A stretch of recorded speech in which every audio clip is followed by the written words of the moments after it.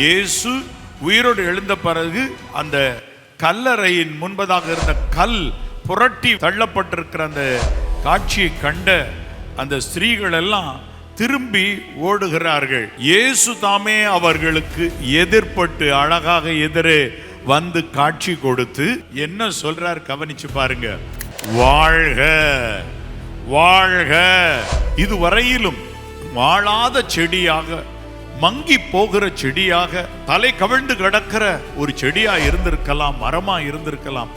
இனி நீங்கள் வாழப் போகிறீர்கள், உங்களை வாழ்க என்று ஆண்டவர் வாழ்த்துகிறார். அவர் நீதிபரனாக நீதியில் குறை இல்லாமல் வாழ்ந்தால் ஒழிய, பாவம் இல்லாமல் வாழ்ந்தால் ஒழிய உயிர் தெழ முடியாது.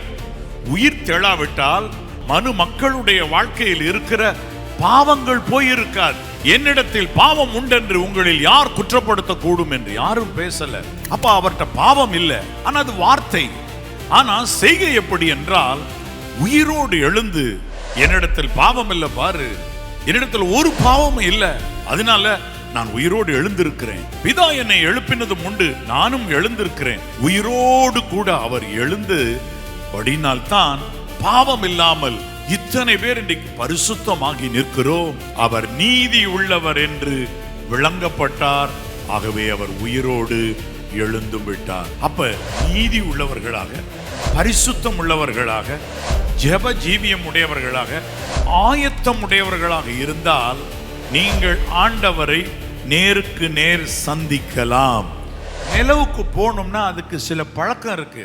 ஒரு பெரிய ஒரு சேர்ல வச்சு பல சுத்துகள் சுத்த விட்டாலும் தலை சுற்றாமல் இருக்கத்தக்கதானது போல பயிற்சிகள் ஏராளமான நாட்கள் கொடுத்து வர்றோம்.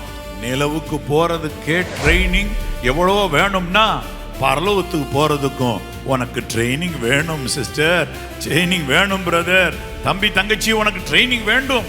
இன்றைக்கு ஆண்டவருடைய சமூகத்தில் 1 மணி நேரம் ஜெபிக்க கூட முடியாத ஒரு மனுஷா இருந்தா பரலோகத்துல போய் 24 hours எப்படி உனக்கு நல்ல மகிழ்ச்சியா இருக்கும்? இன்னொன்று, உங்களுடைய சரீரத்தில் எந்த பகுதிகள் குறைவுபட்டதாக, பலவீனப்பட்டதாக இருக்கிறதோ, சுகவீனப்பட்டதாக இருக்கிறதோ, அதை குயிக்கன் பண்ணுவார்னா உயிர்ப்பிப்பார், எழுப்பி தருவார். பரிசுத்த ஆவியானவரால் நிரம்புங்க.